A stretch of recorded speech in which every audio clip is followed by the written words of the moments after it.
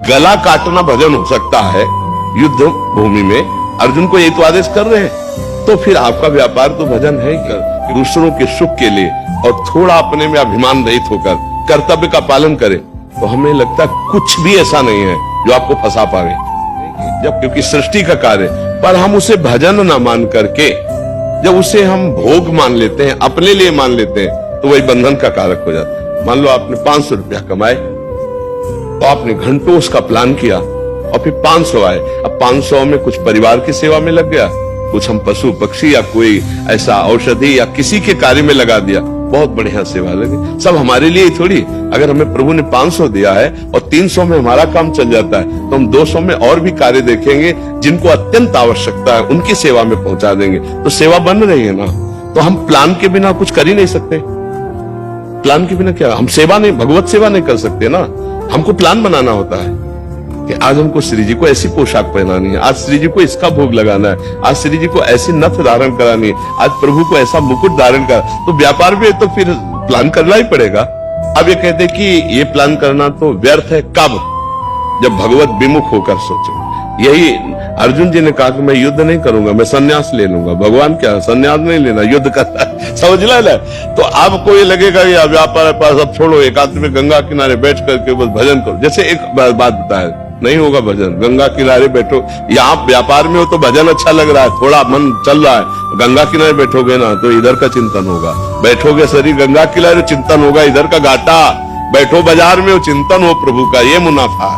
समझ रहे ला कि प्रभु मैं तो संसारी आदमी हूँ, संसार के कार्यों में रत हूँ, नाथ जैसा भी हूँ आपका हूँ, और हर कार्य भगवान को समर्पित करते जाओ। और नाम जप के बढ़िया काम है। जो प्लान करो पहले सोचो कि ये कार्य भगवान के लिए है, तो युद्ध भी तो प्लान से होता है। रात रात भर चक्रव्यूह की रचना करते थे भगवान श्री कृष्ण बैठ के, और युधिष्ठिर जी को नहीं रखते थे। युधिष्ठिर जी के सामने दूसरा चक्रव्यूह होता था, क्योंकि दुर्योधन जाके पूछता भ्रातासी आज कौन सा चक्रव्यूह, तो सत्यवादी थे, बता देते थे कि आज गरुड़ चक्र है। तो यहाँ प्लान एक अलग बनता था और फिर एक प्लान अलग बनता था श्री कृष्ण, जो युधिष्ठिर जी को भी पता नहीं होता। वहां जाते ही दूसरा चक्र भी हो, युधिष्ठिर जी ने बताया था दूसरा, तो उसकी तोड़ वो भीष्म पितामह जी से सीखता। लेकिन जो भगवान बनाते थे उसकी तोड़ ही नहीं होती, क्योंकि वो दूसरा होता था। तो ऐसे ही प्लान तो हर चीज का बनता है। तो आपका व्यापार का या किसी भी तरह का जो प्लान है वो भगवान से जोड़ करके कीजिए तो भजन ही माना जाएगा। महाराज आज 60 साल के हो गए हैं, जन्मदिन है हमारा। हमेशा महाराज जी हम मुंबई में मनाया करते थे, लेकिन मैंने कहा आज आपके चरणों में मनाना है, और मुझे बुद्धि दीजिए महाराज जी कि आपके चरणों में लगे रहिए। मेरा बेटा ही मुझे लेके आया, 6 महीने से ये आ रहा है। महाराज जी इसमें एक और प्रश्न उठता है, इनका भी था, इनको थोड़ा सरल तरीके से। अभी प्लान बना लिया महाराज जी, उसके बाद महाराज जी कभी कभी ऐसा लगता है कि जो हमने सोचा था वैसा नहीं हुआ। तो अगर जो नहीं हुआ तब हमें क्या सोचना चाहिए कि शायद प्रभु की इच्छा थी, या उसमें दो बातें सोचनी। पहली बात तो जैसे हम चाह रहे थे कि अमुक संख्या से हमें लाभ मिले, या अमुक पद से लाभ मिले, या विजय प्राप्त हो, और हमें नहीं हुई, तो उसमें पहली बात तो हमारा कोई अशुभ प्रारब्ध हमें बाधा पहुंचा रहा है। अशुभ प्रारब्ध जो हमारा कोई पाप है वो हमको सफल नहीं होने दे रहा। दूसरी बात, हमारा कोई अभ्यास ढीला रह गया। दो बातों पे दृष्टि रखनी चाहिए। मेरी त्रुटि क्या हुई कि मैं फेल हो गया?